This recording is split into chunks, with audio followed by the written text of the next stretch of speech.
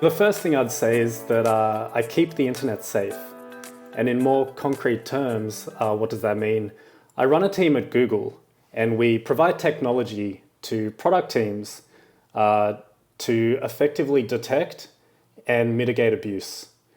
Now, the technology that we provide is based on machine learning, which is a branch of artificial intelligence.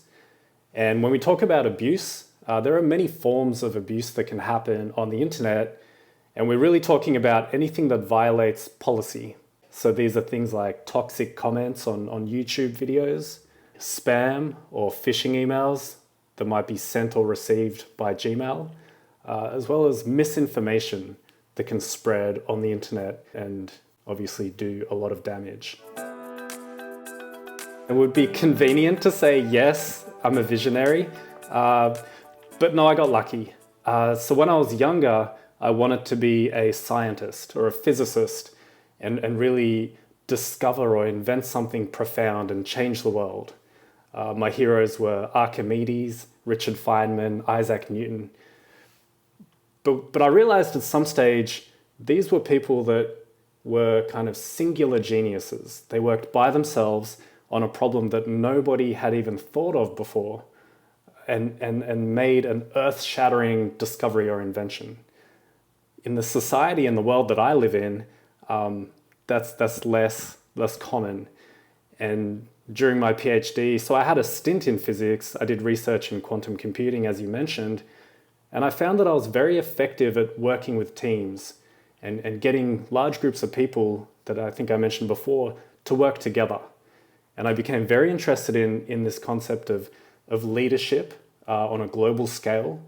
But also I started thinking about how the technology that I was working on will change the world and will impact society, which kind of led to what I'm doing now, where we're at an amazing point in history where technology has progressed so far that it's having a huge impact on society and the way we interact with social media and the internet and everything like that.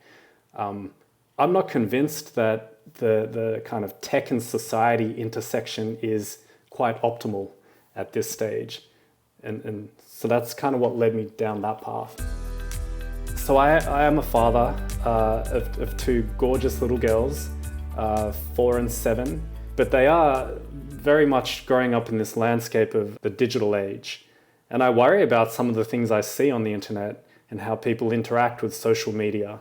And I don't think we've quite got it right yet, how people can have personas on the internet that are separate from how they live in the real world. And so how can we get this right? How can we have technology that enables people to be safe on the internet? Some of the motivation for doing what I do is for my children and for the next generation of people. I would say a few things. I would say learn the fundamentals of whatever industry you want to get into. Too often we see people that are extremely good at what they do, but there's a disconnect between some of the leadership or some of the decisions they're making and really the nuts and bolts of that industry. And it can only get people so far.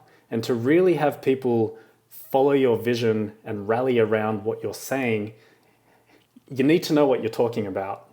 And so it doesn't have to be a PhD or even a prolonged duration of education at school in a specific area, but you need to understand how things work in that industry and where they don't work.